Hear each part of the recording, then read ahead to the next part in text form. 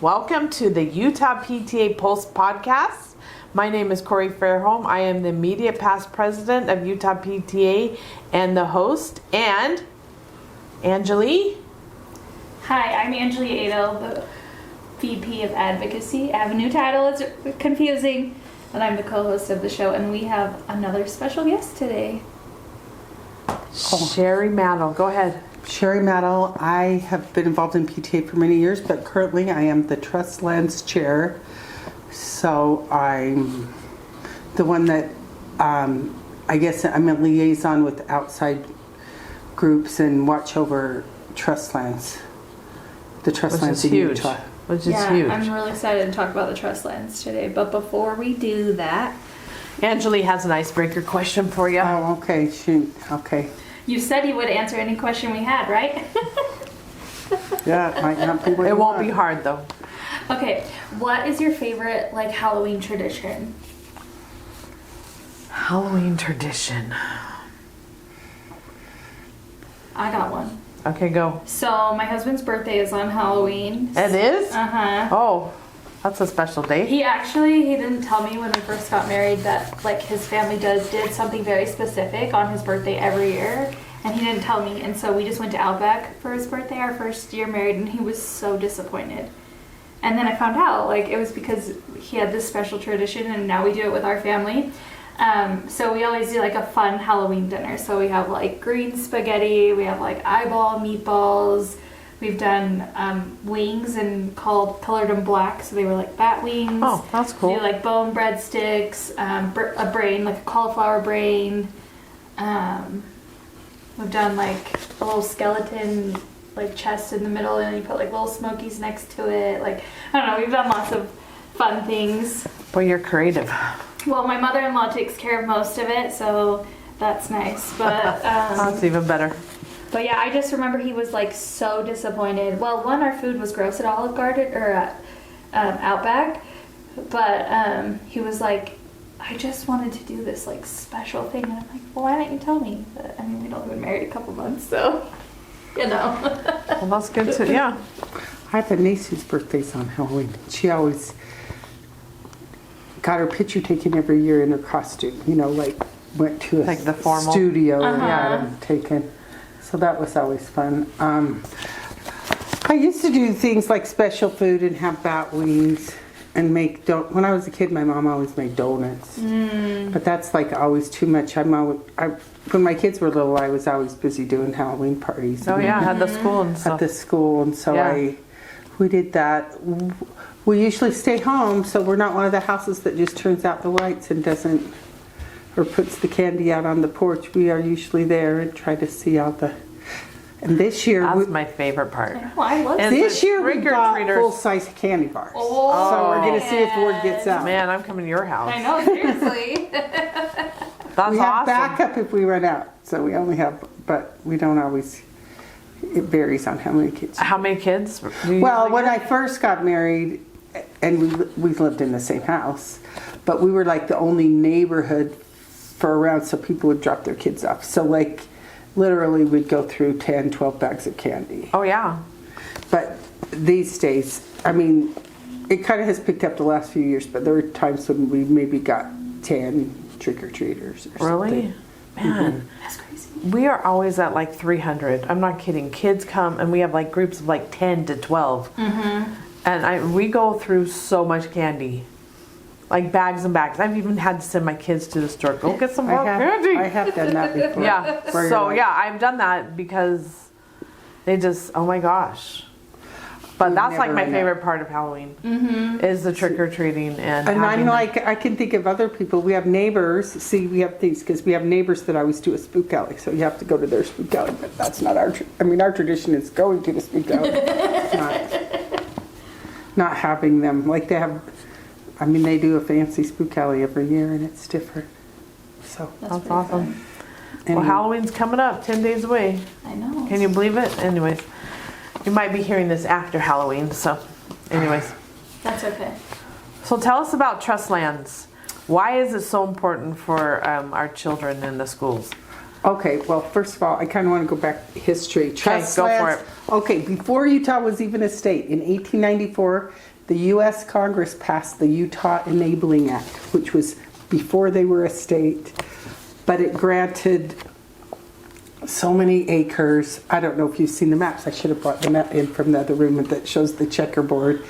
They divided all the lands that were owned by the state, not by the federal government, and they dedicated those to trust lands, and that was the Enabling Act. And actually, only for school trust lands. So the only trust that was created at the Enabling Act was for the school trust lands.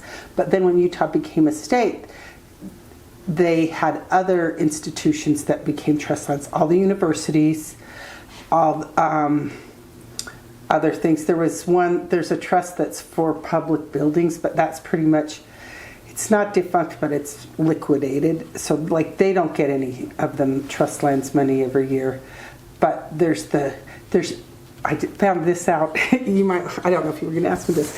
There are 11 trusts, but only 10 get the money. And 2 of the trusts are School of the Deaf, School of the Blind, but in Utah now they're combined. And so that's kind of a different one. And then So they're the beneficiaries of the they're trust. the beneficiaries. Okay, But okay. the largest, by far the largest beneficiaries, like 96% of it, are the school children of Utah. Okay.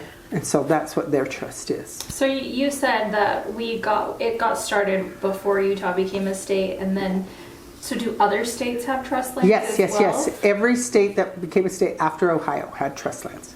Okay. They don't always have, and they haven't always managed them. I mean, Utah's, well, in my opinion, is kind of middle of the pack on, like they didn't do well for the first 100 till 1994. So And what changed in 1994? they passed, SITLA became created, and that was, Utah was really instrumental in that, but SITLA was formed by, and I probably should have looked up that and found whatever bill it was, because I have that on my That's stuff, okay. but it was That's a bill, all right. and Mel Brown was the sponsor, and at that time he was not Speaker of the House, but he became Speaker of the House shortly after that. He was very instrumental, and one of the other things, there's 2 important women I want to highlight, well, probably 3, but the 2, first one was a woman named Sandra Skousen from Monticello, and she actually grew up in Idaho, and because of her father, grandfather, something, she kind of knew, like she went down, because they grazed on trust lands in Idaho, Okay. and she knew that there was something about trust lands, and so she kind of got the idea of how they worked. Then fast forward several years, and she's living in Monticello, Utah, and she actually was a local PTA president, and I think she was actually a region director at one time as well. But she, 1989, she brought this resolution. I don't know how much your listeners know about resolutions, but you know about resolutions because you are the advocacy VP. So she brought, as a local unit, she brought a resolution forward on trust lands, and it was called School Land Use Amendments, or Land Use Resolution is what it was called. And it actually didn't get ratified by the Utah PTA until their 1990 convention. Okay. But she brought it forward in 1989. And that just all works for timing because there's only 2 meetings a year, blah, blah, blah. So they did this whole thing about trust lands we need to be worrying about trust lands. So because of that, they came, and kind of before that, a woman named Margaret Bird, which you have all met her, but everybody hasn't She's a met her, but powerful she's a lady. powerful little tiny dynamo. But she didn't, she actually had worked for the University of Utah and Utah State. She got involved in researching trust lands because they used to just have them on these big maps, like in some back room, and there's like Post-it notes stuck to them and all this. But she kind of knew all the ins and outs of like every little parcel of trust lands, and so she became a real advocate, and she totally is a great advocate for trust lands. So she made it aware, and I mean, because like every university is one of the trusts of the trust. of the trust. They each have a trust. So each of the public universities or colleges, whatever. I think they're all about universities now. I don't know. Anyway, so she knew that they weren't managing them correctly and that things were going wrong. And so they passed this I want to call it the SITLA Act, but I don't know exactly what it was called, but it created the SITLA office, which stands for School and Institutional Trust Lands Administration. So they oversee the trust. They oversee the trust, and they are supposed to be held accountable to the beneficiaries and and it's their fiduciary duty, there's all these words, that they always do what's best for the trust. Okay, so that became, that law passed in 1994, and so after that, SITLA got running, and in 1994, in the school, so the money that they earn on trust lands goes into a fund called the Permanent School Fund, and at that time, the Permanent School Fund was worth $50 million. But as of January sometime, actually it was probably as of the end of June, because I think that's when the fiscal year ends, but they announced it in September that now the fund for all that has grown to over $4 billion, right around $4 billion. That's amazing. And the portion that's just for the school children of Utah, the K-12 school children of Utah, is over $3.7 billion. So in how many years has that been? Is that 40 years yet? No, 30 years. 30 years, yeah. It's grown that much. So all the little pieces. And that's with them giving out money. Well, they give out money every year, but they only give a portion of what the interest is. And I want to tell you, and this year it got dispersed, $110 million for the 25-26, $110 million got dispersed between all the school kids in Utah. And I had that number somewhere. I can tell you how much money and how many schools I put. So how do the trust lands work? How do the lands raise money, or where does the money? Okay, so the trust lands, there's the land management part itself, and so they lease land for grazing. They have they lease out the mineral rights. They actually have a big development that they've sold off to a developer in St. George, or I think they still own it, but somehow they're in collaboration with the developer. Sometimes they just sell it and they take the profits from the lands and put that in. And that's what a lot, like Nevada has pretty much sold off all their trust lands. Anyway, so that fund grows, but in addition to that, in 2014, they passed the SITFO Act, which is School Trust Funds. Financial office or something? No, it's Trust SITFO. School and Institutional Trust Fund Office. That's what the F is fund. I knew that because I had it wrong in something and I was corrected. Anyway, so it's the Trust Fund Office, and they are, they make money. They are very... They invest. I've been to one of their meetings. And they make a lot of money on it, and that's really, and I wish I could have shared, I haven't got the minutes yet. I was just in a meeting yesterday, and SITFO presented in the meeting, and I was like, I wish I had all these. But what I thought, and when I read it, it came out in the paper, so I called this morning and found out information. So the $110 million, they take the average of the last 20 quarters of the earnings, and they can distribute 4% of that. But if you remember back in, was it 2024, they had Amendment D. Yes. That passed, which is now they can distribute 5%. So everybody thinks, oh, we got a big bump because it went to 5%. No, that doesn't take effect till next year. But everybody got a big bump this year just because SITLA has done a good job, SITFO has done a good job. And then the third part of kind of the watchdog organization of trust lands is in 2008 there was a advocacy, now see I don't remember the whole, I call it the advocacy office. So it's a separate office that kind of watches SITLA and SITFO and make sure everybody's holding being responsible and being true to the beneficiaries instead of, because there are some laws that have been passed that don't necessarily benefit, and there may be some lawsuits that will come forward because of that. But I mean, just in the recent past. But so that office watches out too, but they all do such a good job. I mean, I've been doing this since May actually, and I'm just amazed at how much they all work. They don't really work together. They're separate because they don't collaborate, because they're kind of watching out. I mean, for each other. Well, what it is SITLA's doing their thing and trying to make the best, decisions for the land and all the things on that. And SITFO is trying to do the best for the fund that is. And then the advocacy office kind of watchdogs everything and make sure it all. So they do sort of collaborate between, but it's not like they answer to anybody in any of those offices. So since all those 3 offices have been set up in 1994, Right. then the fund has grown to over Right. $1 billion. To over $4 billion. $4 billion. That's amazing. And then that goes back to the school And children. the hope for it, what it was supposed to do, if they'd done it all right from the beginning, that would have funded all of public education in Utah. New Mexico, from what I understand, I think New Mexico funds most of their public education or all of that through their trust lands. They've actually done a really good job. It's amazing. So where is it decided on how this money is spent?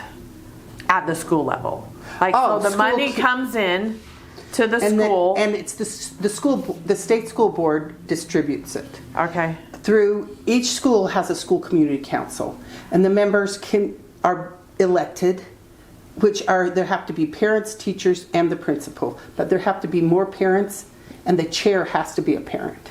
Okay. Of that committee. And seems silly that I explain this to Corey because we've served on school community councils.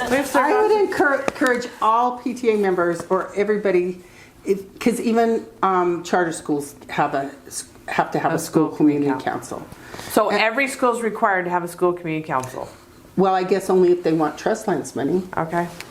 So every school has a school community council, and you get to decide how to spend that money. And actually, you can see how your school, if I had my computer here, I mean, I do have it, but you can go to SITLA. I think it's stuck. I don't know. Just do a Google search on SITLA, and you'll get to their office, and it'll say that it's SITLA. So you can find out how much. And you can go to I can't tell you exactly how, but I just did it today. Because I thought, how does my elementary school spend their money? And I had a kid in elementary school forever. So you go through, and all the LEAs are listed. So you have to go through, if you go to a public school, you go to your, you find your school district, and then within the school district, you find all the schools. And they tell you, and they have to so the primary thing they want you to spend money on is student growth. So, in like math, you have to do like math, reading, and science first. So you can't be spending your money on the school musical if you have poor scores on math. And there are rules of what they can spend it on. Okay. And they do have to have, I found this out yesterday, they have to have some sort of measurement that you're measuring that they're getting, that they're improving. They don't prescribe what measurement you have to use, but you have to have some sort of a measurement. And the school districts might help with that, because since they're overseeing many, because each school submits theirs to the school district, who then it gets submitted to the State Board of Education. And they do that yearly? Yes. Okay. At the school community council? Yes. In fact, almost all of the money the schools have received it for this year. For this year? For this year. Okay. For this school year. It's already gone out. There's a few, because like when they're new schools and they haven't already submitted things in the fall, then there's some time frame, like I think November 1st, they have to submit their paperwork and they get it. But it's, okay, I'm going off of a chart I saw yesterday, and I'm thinking it's less than like $50,000 left. Really? Right. Okay. Left that still needs to be distributed. Okay. So most of it's been distributed. Right. So they've already gotten, because they did this whole plan last year. Yeah, I think you sign off on the plan in March. Right. Usually. So. Right. And so then they're ready to go, and as soon as school starts, they start. I think it gets distributed in September. So it's really important as a parent in that school. I need to make sure that there's a voice of parents. Well, and I will to tell serve you, on that school community council. I didn't realize, but I was on the school community council at Bingham High School, and we went, and I don't know that we'd even finished our plan, but it had to be later in the year. I remember going to parent-teacher conference, and my daughter had 38 kids in her math class, and I thought, how are you supposed to learn math? Like, I don't even think there was that many desks in the classroom. How are you supposed to do that? So I went to school community council, and I said, I think we have a problem. I mean, in those meetings, you're looking at the data and how the scores are, and they're always wanting growth and things like that. But I'm like, I think it's ridiculous that there's 38 kids in it. I think we need to spend our school community council money on math teachers and have more math teachers. And so we did that, and I don't want to say, see, now that sounds disheartening, because I think they might have got it down to 32 or 30, which sounds, I mean, it's really hard to lower class sizes. But the other things we did is they had a math lab, we called it a math lab, and they funded to have teachers either come in early or stay late, depended on, they had a schedule. But like every day of the week, kids could come in early or stay late and get help with their math homework if they didn't understand. And actually, how they formed it at the school, and I don't know if school community council had anything to do this, but if kids went to so many hours and like they'd missed math credits from in the past or something, they did so many hours in that math lab, like they sign in and they could get credit, like a quarter of a credit or something towards their math. Do that. And I think it improved the math scores. I mean, and other parents came and they wanted, other members of that community council, they're like, I think we need to do something about, what is that test people take? How come I can't think of it? The ACT test. And so that same school community council funded supplies and the teachers to teach an after school like review session or study session before the kids took the ACT in the spring. So it kind of started in January, February, and it went for 6 weeks or something. And so those are things we decided as a school community council. A lot of times they pay for reading aids or something to help. You have to have something that can be measured. But then they were just talking, and I know of 3 bills coming up in this session that have to do with changing kind of how school community council. Some of Representative Tracy Miller is running one to kind of clean up some language. They're always cleaning up language in bills, in parts of code. That has some things, and then there's a piece for it's actually in an attendance kind of chronic absenteeism bill that Senator Lincoln Fillmore is running, but there's a piece because if schools are up to like their scores are good or in their reading and writing and science, they can actually spend their trust lands money on absenteeism and trying to have interventions for that. I just had heard about that and I haven't had time to go back and watch. That came out in the interim meetings last week, the interim committee hearings. And I didn't go to that interim committee because I was in different ones.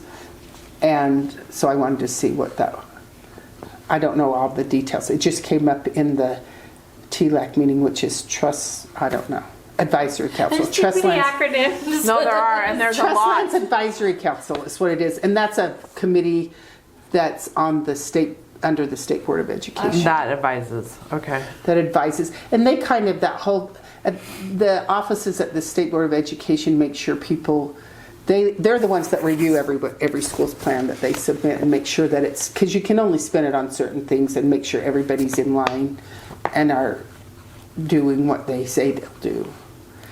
So Utah PTA's been, and one of our titles is the watchdogs for trust lands. Why is Utah PTA so involved? And what is our concern? It started with that resolution that Sandra Skousen put forward and so PTA's been, and they were very instrumental in getting the legislation passed for SITLA in 1994.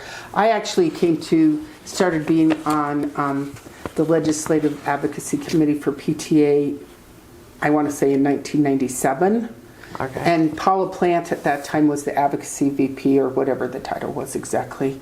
And she was very instrumental in working that. And she has since transitioned over. She is one of the longtime employees. She works for the state school board and she oversees all the trust land stuff. And it used to be her. And before there was the advocacy office, they kind of depended on the state school board staff to watch over all the trusts, which it's like that's kind of out of their oh, I'm watching over this for you. Don't worry, and which it should.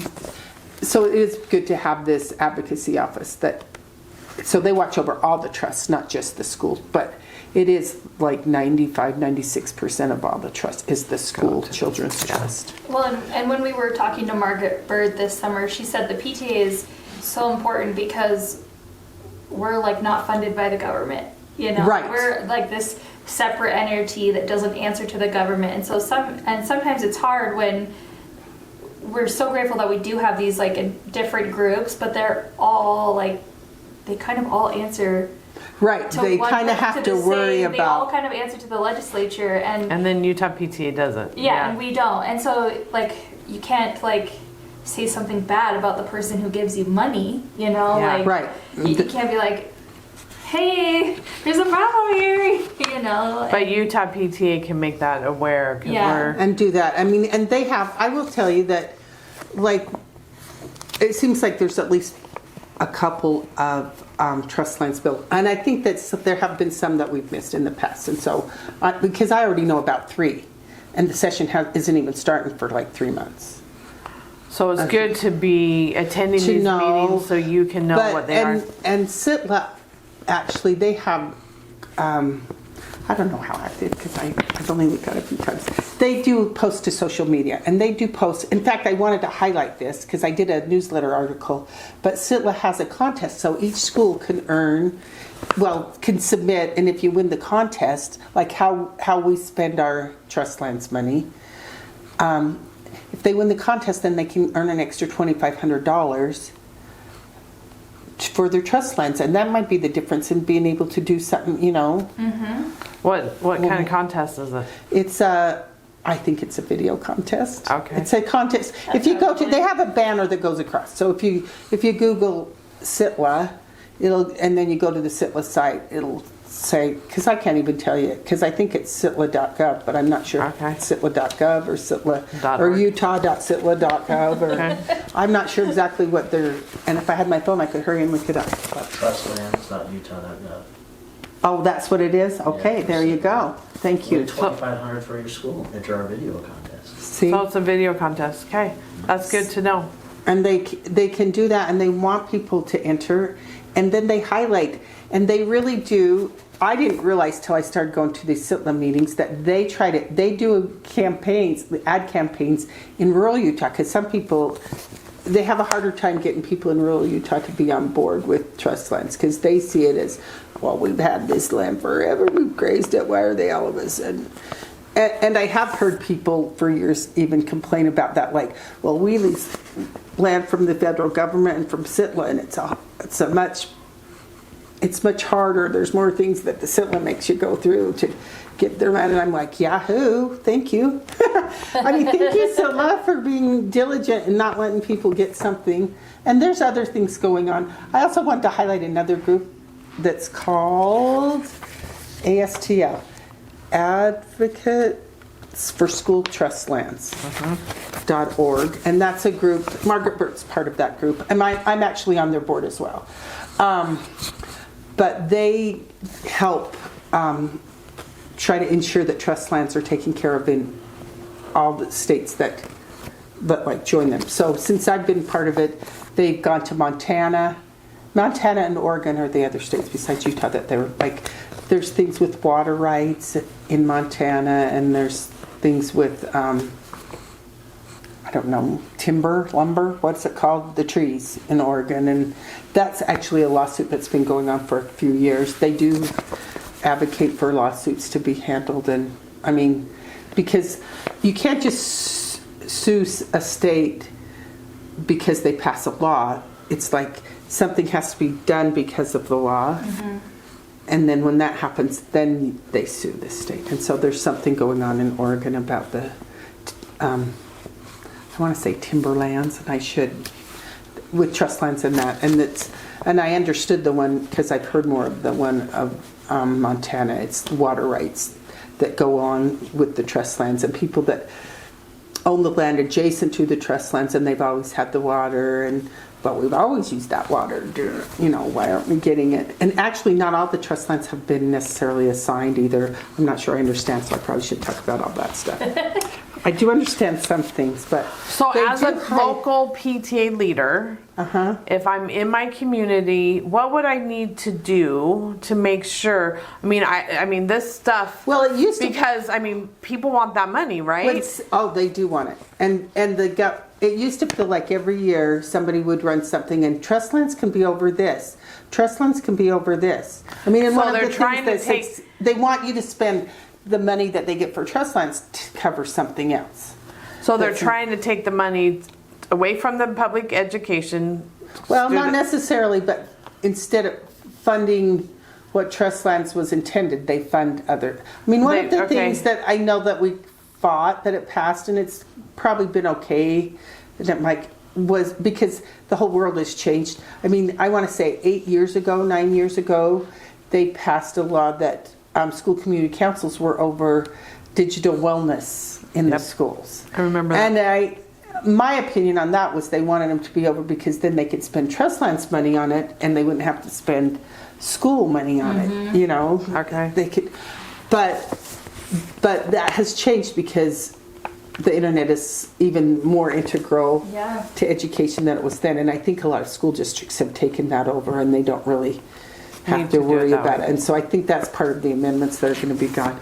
But there's always, it seems like, I wish I could remember more things off the top of my head, because I remember years ago and it's like they're wanting trust lands to do this, because they're wanting that trust money because they see a big pot of money. Yeah.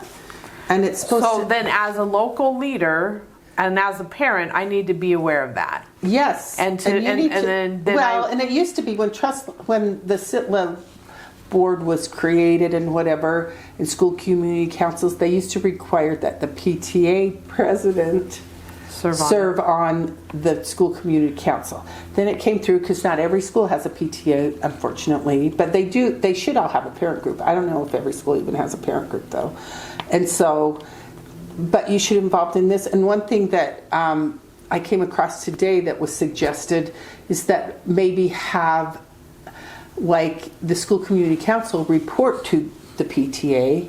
And vice versa, I think. Right. I think both. What totally. PTA is So that doing. they can work together. I remember being frustrated in my elementary school when I was on chair of the elementary school community council, and we had a member that's like, well, can't PTA, because we didn't have enough trust lands money to pay for it. Well, can't PTA? They have all sorts of money. Can't they pay for this? And I'm like, we don't get to say what PTA spends their money on. You can join the PTA and then you can suggest that they spend the money. But as a school community council, we don't get to ask them. We don't get to tell them, because they do fundraisers for the money that they get. Mm-hmm. Do you know what I mean? And I know, depending on the school, some schools have big budgets and some school PTAs don't. And so there's lots of things. I mean, but PTA has their bylaws that they have to follow. School community council has their rules that they have to follow. But there's no reason why you can't collaborate. Yeah, totally. But it's nice to know what the other ones are doing. I mean, what the other group, because you both care about what's happening in your school. Well, and usually the school community council, their goals they're often academic, let's increase. Well, because they have to. Yeah, it's like let's increase our reading scores by 3 points or something like that, or whatever it might be. And I think it's really great when a PTA can also try to help with those goals.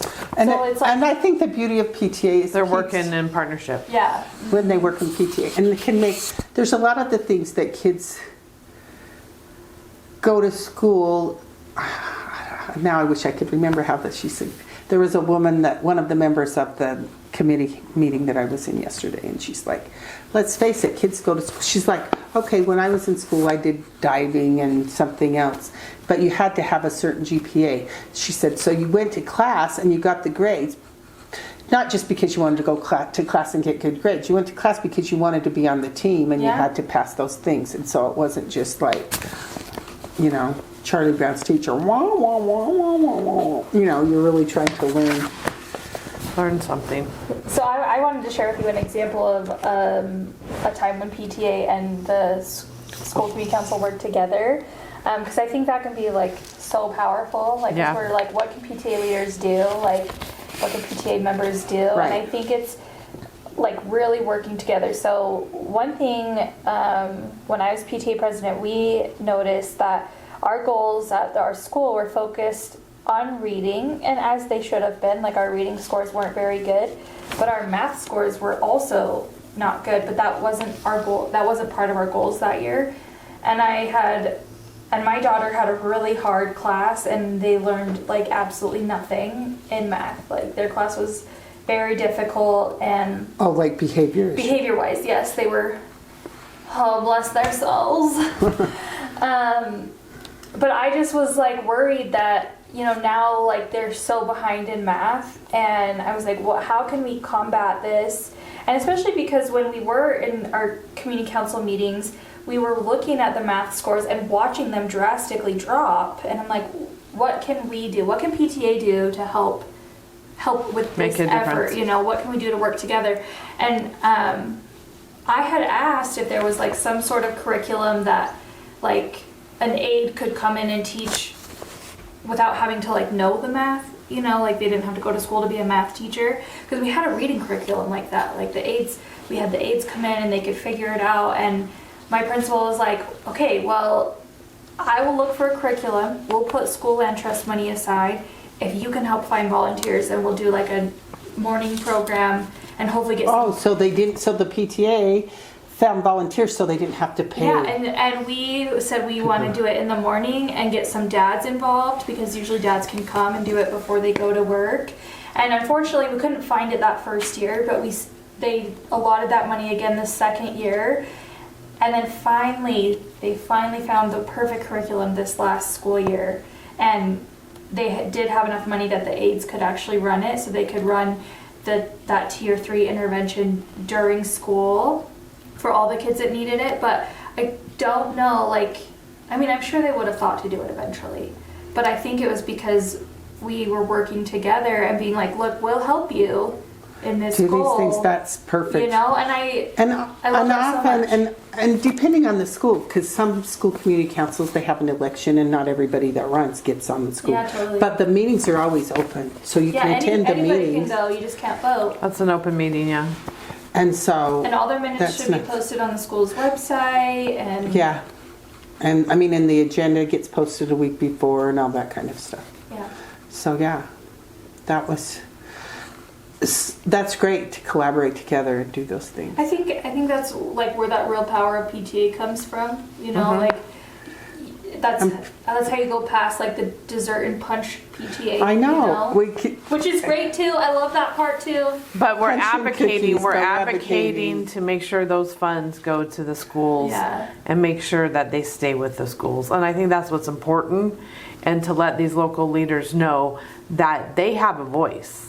And they can advocate for these trust land funds in their community, in their schools, by being part of the school community council and working on PTA and being aware of that. And I think that's what's important, that we need to let these local leaders know, hey, you have a voice. Well, and you can make a difference. And there are parents that aren't on the community council, but they have ideas. Like ideas for safety at the school. And I've seen them adopted at 2 different schools, that they change things, and just by voicing, you know, coming and saying, I want this. And so the community council kind of, well, actually, in both cases, the school district accommodated them, but it gave them a voice where people were listening instead of just being kind of the naggy mom that complains, and it just like, okay, thank you very much. But there's power. One person can't do a lot, but there's power in a group of parents to make a difference, and they can serve on the school community council, they can serve on PTA and work together. So I think that's important to know. But most important is we need to keep being the watchdog for these trust lands, and not just say, oh yeah, everything's fine. We want to, yes. I mean, and our ultimate goal is to have the trust lands pay for all of our public education. Yeah. That would be great. Then they don't, you know, if we really had a big enough fund for that. And hopefully that will happen. But, so any concerns? I mean, we got to still continue. You said there's 3 bills to watch. There's 3 bills. And they can find out about that online. Well, during the session, they can follow the PTA, because we'll be following those bills. Okay. I would I'm trying to think. I mean, some things, I don't know that SITLA really takes a position on a lot of bills Probably can. and yeah. stuff. I don't know how much they can, so they're not going to be posted on theirs, but we'll try to keep people informed and try to send it down. I mean, there's PTA takes stance on lots of bills, and we will probably take one. There's a big one because the advocacy office is actually, it's a big bill that is going through, and that was heard in the interim committee meeting last week, and it will be voted on hopefully in the November. Okay. And it's division. I can't remember the name of the committee. It's Natural Resources. There's a lot of interim committee names. I know. So if they have questions, can they reach out to you? Oh yes, they can reach out to me. What's And your I'll email? tell- My email is trustlands@utahpta.org or Sherry, SHERI, at utahpta.org. That's an old one, but I use that one probably more. So they can reach out to you if they have questions or concerns. Right, and on if how- they have, and if they hear something coming down the pike that I've missed, Okay. I'm hoping I won't miss anything because I go to a lot of meetings. But But it's good that, to be aware. right, And then they can also belong to the Voter Voice Action Alert. And they can get that information so they can reach out to their legislators. yes, and I would say get to know who your legislators are and let them know who you are, that you Okay. care about education issues, and then they'll know you. When they see you, they know you. And a lot of times they have town hall meetings that you can go to that they talk about what's going on. And stuff. Sherry, do you have a committee? Yes. I'm not sure exactly how. It wasn't part of the other sign-up committees, but if people are interested in being on my committee, they can contact me. And we already said my email, Sherry at Utah PTA or trustlands@utahpta.org. Both of them And are. they would be on your committee and they would. Yes, well, they could probably come to the meetings or hopefully they're from different places and maybe they know their legislators. And so if they have, honestly, if you have a personal relationship with your legislator, they listen to you more than when I contact them. Yeah, totally. Do you know what I mean? Because I'm not if I'm not their constituent. The ones that I am their constituent, yeah, they already know when me. people really understand the trust lands, like they want to get involved. Like if they Yes, want, that's a they're big like, deal, "Oh my and they gosh," love like- that we can make a difference in our Yeah. school. I mean, and we get to decide for our school. That's what's so beautiful. Utah is like the poster child for trust lands as far as the distributing the funds and that people get the local voice. There, lots of other states look to Utah because they have such a good For model of example. trust lands. That's awesome. I love it. Well, thank you for what you do and to continue working with Trust Lands. Anything else you wanted to share? No, I Okay. don't know without looking through. Okay, yeah, follow PTA. Hang on, let me look through. I made lots of notes, so I wanted to make sure. I guess I want to say that what you need to tell is that they're not just acres of land or lines on a balance sheet. They represent the promise of when Utah became a state, Congress set those lands aside to support our public schools forever. And every dollar that comes from them is part of that original promise to our children. And they need to honor the trust. We need to encourage our legislators to honor that trust because it is trust and they do have a fiduciary duty to our school kids. And they need to be, part of it is future school kids, but the current school kids need have that promise as well. And so they need to That's do impactful. it. And so they need to what? That's impactful right there. What you just said was impactful. Well, that and they honor need that. to protect it and don't redirect it to other issues. They Yeah. need to I protect love it for our that. school Protect kids. it and don't redirect. No, and that's true because even the child today needs that money for education compared They to don't the need child. to save it. I mean, For future children are, our children today are as important as the Yeah. children and that of the goes future. right along with the Utah PTA mission. To Right. make every child's potential a reality. reality. And that's what we're doing right there with the trust lands. So I have to say I am excited about all the school trust lands and all the things that can do and all the moving pieces. And I'm amazed Well, they've done a good job in 30 years, so let's hope that in another 30 years it's more than, I mean, it can grow exponentially. It's grown tremendously, so. And so let's hope, and we would hope that in the future that they're managed well and that they can provide. I mean, that would be nice to have the trust lands really support public education like they were designed to do initially. Yeah. Well, thank you for representing Utah PTA, and I know you attend a lot of meetings and represent Utah PTA in the local schools, so thank you for what you do, and thank you for being here and talking to us. And we want to do a big shout out to Mike Williams, Director of Communications for Utah PTA, for producing these great episodes. And guess what, Sherry, you get a dance. Did we tell you that? No. Okay, now you get a dance.